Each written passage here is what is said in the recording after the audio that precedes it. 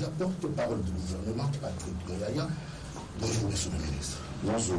Invité au journal parler de la RTNC en cette journée mondiale de la radio, le ministre de la Communication et Médias, porte-parole du gouvernement, a déclaré que la radio reste le média le plus suivi. C'est le média qui permet aux Congolais les plus souvent d'être informés à l'intérieur du pays.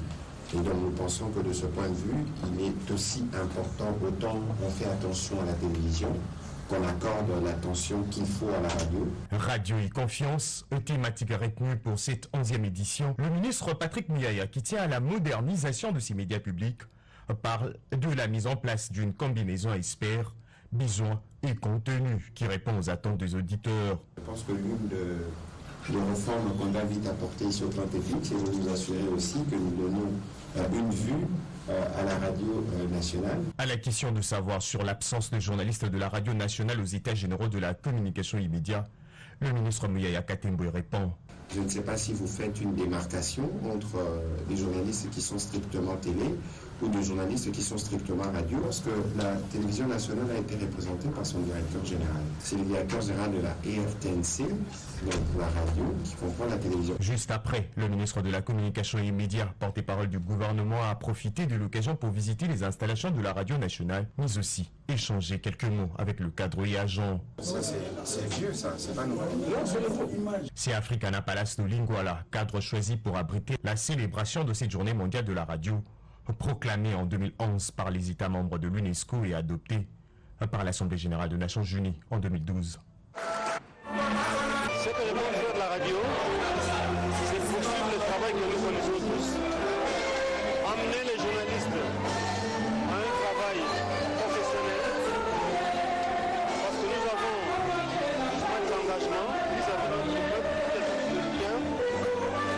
Ce travail doit marquer les gens. Nous avons connu des icônes. Nous adresser à la population, parler de ses problèmes, les faire connaître et en même temps traduire la volonté de nos dirigeants, emmener la radio à réellement accompagner la République, les institutions, mais aussi les peuples, pour que chacun, en ce qui les concerne, fasse ce qu'il doit faire pour le développement de ce pays.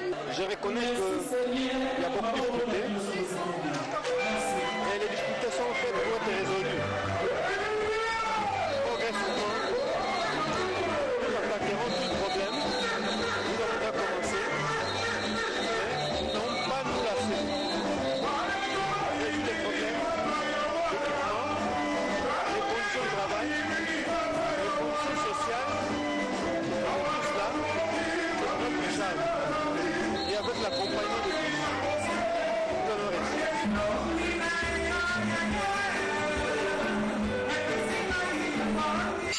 Les journaux.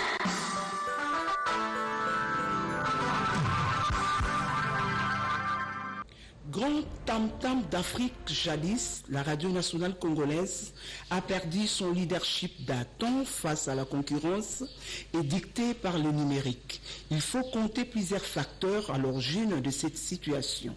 Il s'agit entre autres du déficit de matériel adéquat consécutif à cette mutation vers les systèmes numériques devant adapter ces médias chauds aux standards internationaux.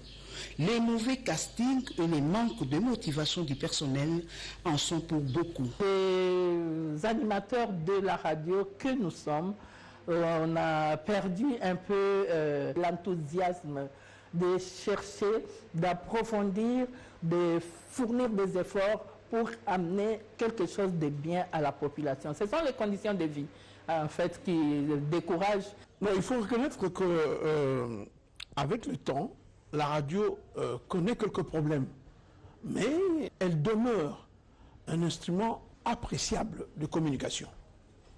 Vous savez, nous sommes en face de réseaux sociaux, où une information peut circuler en une seconde et parcourir le monde, c'est vrai. La radio nationale congolaise peut retrouver sa notoriété médiatique locale, régionale et continentale si seulement si elle est dotée d'un équipement d'une nouvelle génération, doublé de renforcement des capacités du personnel. Nous n'avons plus des émetteurs puissants comme du temps du grand tam-tam d'Afrique. On était suivis dans le monde entier. Donc il nous faut des émetteurs puissants ou des émetteurs de relais pour que nous puissions couvrir l'ensemble de la République. Mais on doit aussi améliorer l'outil de production. Parce qu'aujourd'hui, avec le numérique, dans un local de radio, il n'y a pas assez d'exigences. Avec le matériel informatique adéquat, tout ça, avec deux personnes ou même seul, on peut bien jouer son rôle à la radio. Ce qui n'est pas encore le cas. La République démocratique du Congo doit maintenant faire en sorte que la radio nationale soit sur satellite. Nous ne sommes pas sur satellite. Nous ne sommes pas sur satellite. Non, et en plus de veiller sur les hommes de la radio, les journalistes radio. Même de petites histoires ici se trouvent sur satellite, sauf nous. Ça c'est très grave ça.